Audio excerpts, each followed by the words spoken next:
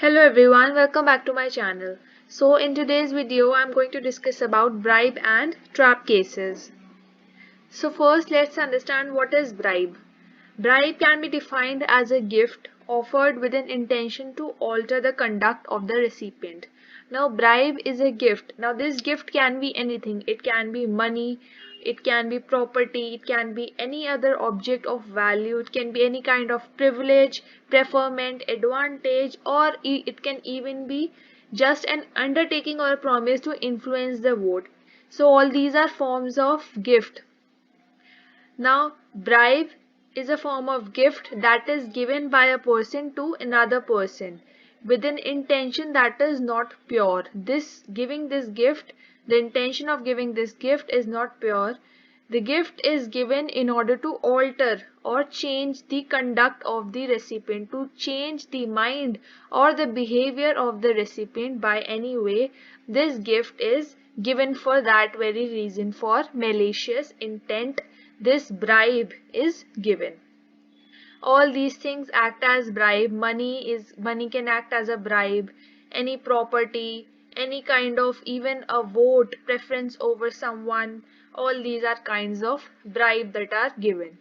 Under section 171B of IPC or Indian Penal Code, bribery has been defined, and under section 171E it deals with the punishment that is given for bribery.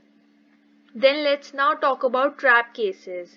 Now trap cases are like investigative cases that are performed by various investigating agencies like CBI, FBI. There are different investigating agencies in different parts of the world. So trap cases are performed by these cases for what kind of cases? For anti-corruption cases, in order to determine whether any individual is involved in some kind of bribery or corruption or not. So for these trap cases, these investigating cases use certain chemicals like phenolphthalein or anthracene are the most common type of chemicals that are used for anti-corruption cases.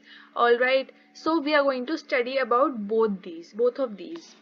Now if we talk about phenolphthalein, then phenolphthalein powder, it is a white color powder that is generally applied. Now this powder is applied on the currency notes. Now if the bribe is currency note, then that powder, white color powder, is applied on that currency note. Or it can, if the bribe is any other object, then that object is covered with this phenolphthalein white color powder. Now the person who is going to take that bribe is going to touch that currency note or that object because he is taking it. So due to that, the phenolphthalein is going to get transferred onto his hand, on inside his pocket, wherever he is going to keep the money, or whichever body part he is going to touch that currency or that bribe with. So, and this happens due to Locard's principle of exchange. Now we all know what Locard's principle of exchange is. Whenever two bodies come in contact with each other, they exchange certain segments from each other. So that's how phenolphthalein gets exchanged onto the hands of the person who takes the bribe. Then the hands are washed. Now how to prove that the bribe has been taken by the person? So for that, the hands are washed with sodium carbonate, which becomes immediately pink in color. Now phenolphthalein, when it comes in contact with the acid, it becomes colorless, and when it comes in contact with the base, it becomes pink in color. So sodium carbonate is a base over here. So whenever the hands are washed with colorless solution of sodium carbonate, the hands are going to become pink immediately, because the phenolphthalein on the hand has come in contact with the base sodium carbonate. So it becomes pink, which confirms the touching of the currency note or the transferred phenolphthalein on the hands of the suspect. Alright. Now the pink, there is a problem that the phenolphthalein color, it fades gradually over time. This phenolphthalein color is going to fade. So this can cause a problem at the time of the trial in the court because it is not going to remain pink. But then we have another alternative called anthracene. So anthracene is also used for trap cases as it does not have such an issue of color fading. So anthracene does not fade, and it also has an advantages due to its fluorescent property. Anthracene is also fluorescent in nature, so it has a specific advantage also. So the hands or clothes of the suspect can be immediately examined under ultraviolet light. Alright, and what we get to see is violet or blue color fluorescence can be seen very easily. Then if we talk about pure anthracene, then we get to see blue fluorescent. But if the anthracene is not pure, if there are certain impurities like tetracene, naphtacene, then we get to see green fluorescence color. Alright, then the hand or the object can be cleaned with ethyl alcohol for forensic examination. Then if we talk about the chemistry of phenolphthalein.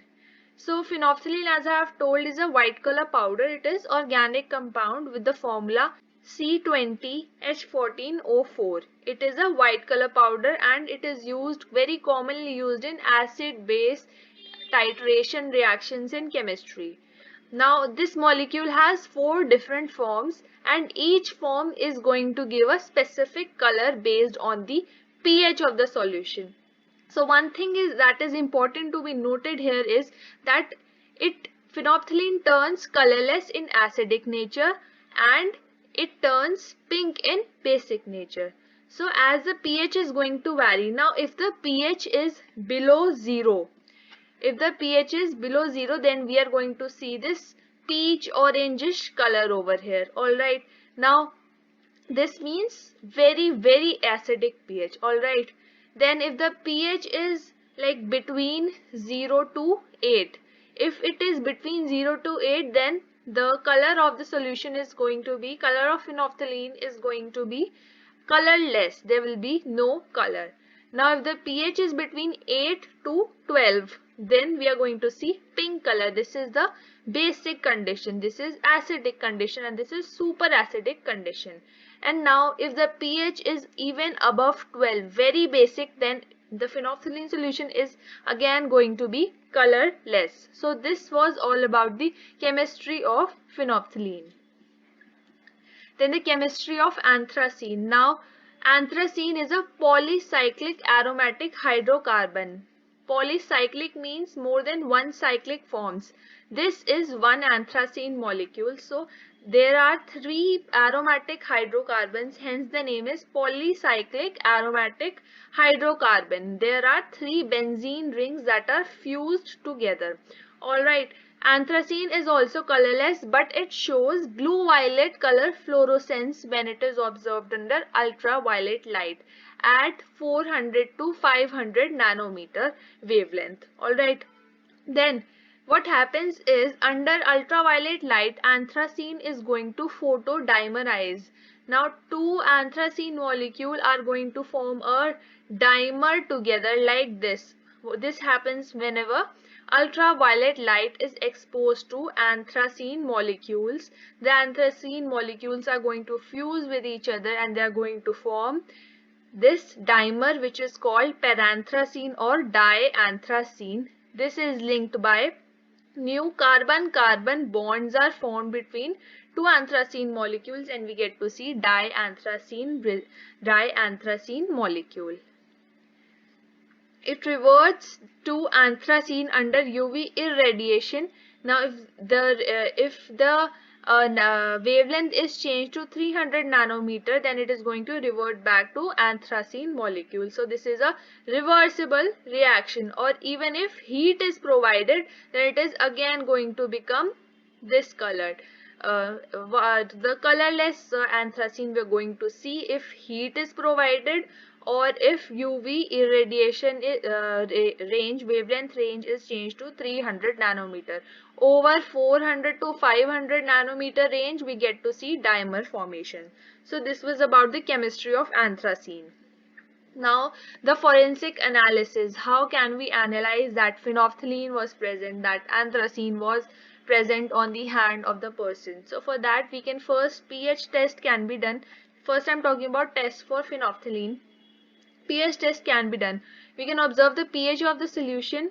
Now if it is more than 9 and and the color of the solution is pink or red, then this shows that phenolphthalein is present. Alright, because above I've told that above 8.5 to 12, in this range we get to see a pink red color for phenolphthalein.